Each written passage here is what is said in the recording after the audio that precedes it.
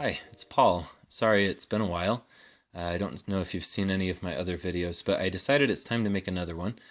And today I specifically want to show you how to use some verbs in Ilonggo. So these are some of the most common verbs, and I have a bunch of the most common ways to use these verbs, or at least how I used them when I was learning this language.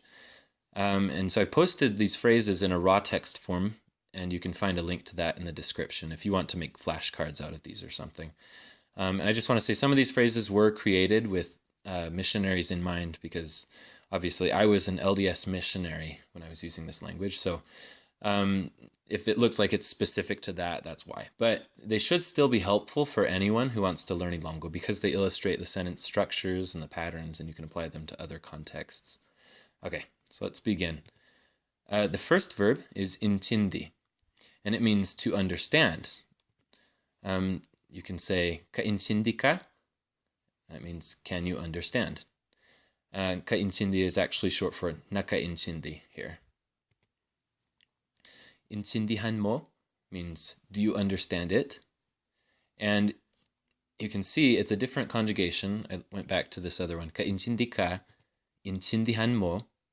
Intindihan is focusing on an object, such as a thing that is being understood. So you're asking, do you understand it? As opposed to saying, do you understand? It's focusing on the thing rather than the person who is doing the understanding. Okay, I'm not going to focus a whole lot on grammar from now on. I just wanted to point that out.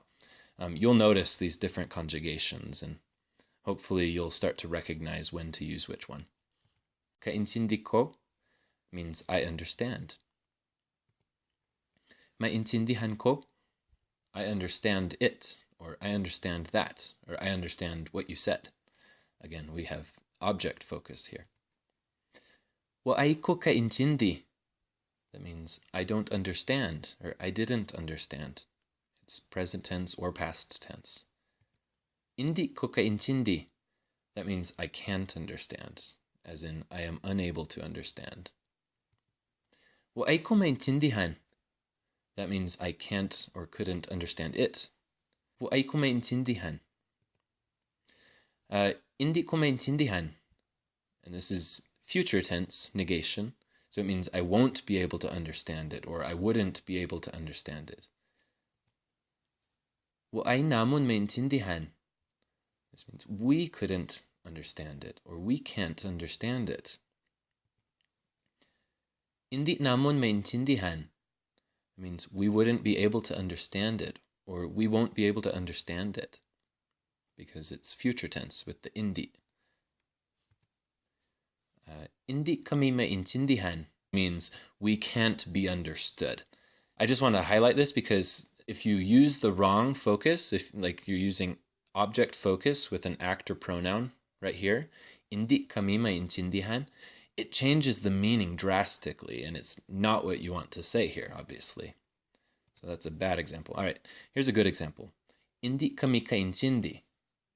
That means we can't understand. Wa'ai kami kaintindi. Now it's present tense. We couldn't understand, or we didn't understand, or we don't understand. Kaintindi anay sila. This means they can understand each other. So you'll see in some of the other phrases I have here, the anay suffix to a verb means the verb is being done collaboratively. So there are multiple people doing something together. So kaintindi anay sila means they can understand each other. Indi sila kaintindi anay. That means they can't understand each other.